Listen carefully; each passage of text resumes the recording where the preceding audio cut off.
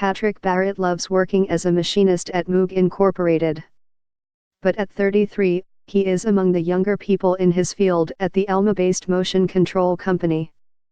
With many co-workers in his department in their 50s and 60s, Moog faces a similar situation to other manufacturers, preparing for a wave of retirements in the near future. Frank Hotchkiss, a steelworkers union retiree who works on workforce development issues, said employers must confront the shortage. "It's just a simple matter of demographics," he said. "As the workforce ages out, who do you have to replace them? And the people who are aging out are the people with the skills you need."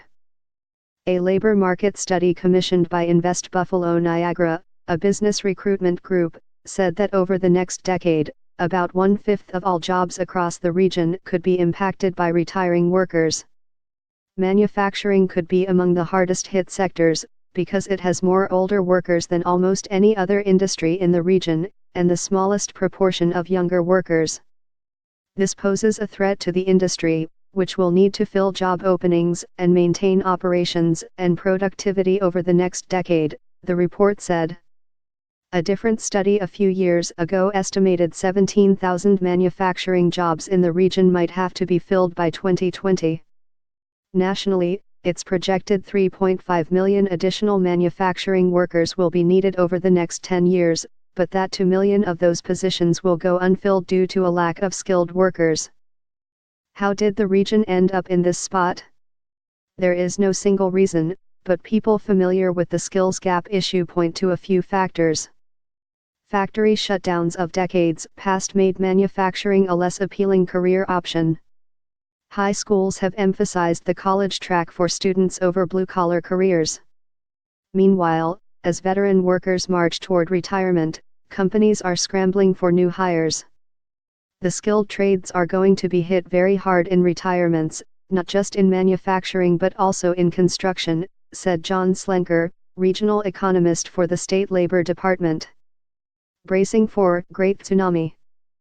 The Buffalo-Niagara region in August had about 52,300 manufacturing jobs, which was 38% lower than 20 years ago, according to state figures. But after absorbing a powerful blow from the Great Recession, the sector has stabilized in recent years, and some manufacturers are hiring. At the same time, employers are bracing for a Great Tsunami, as a generation of skilled workers nears retirement age. Companies worry about where the next wave of workers will come from. And manufacturing is very much in the spotlight, as a sector the region has targeted for growth, and a solar panel plant in South Buffalo launching production. Barrett is part of that younger, albeit smaller, wave of workers. He was hired by Moog more than 4 years ago, after working at Wilson Great Batch.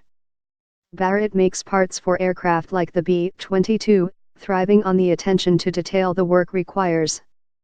"You take a lot of pride in your part," he said. "From seeing it at the beginning, you realize how important that is for the next guy in the production process."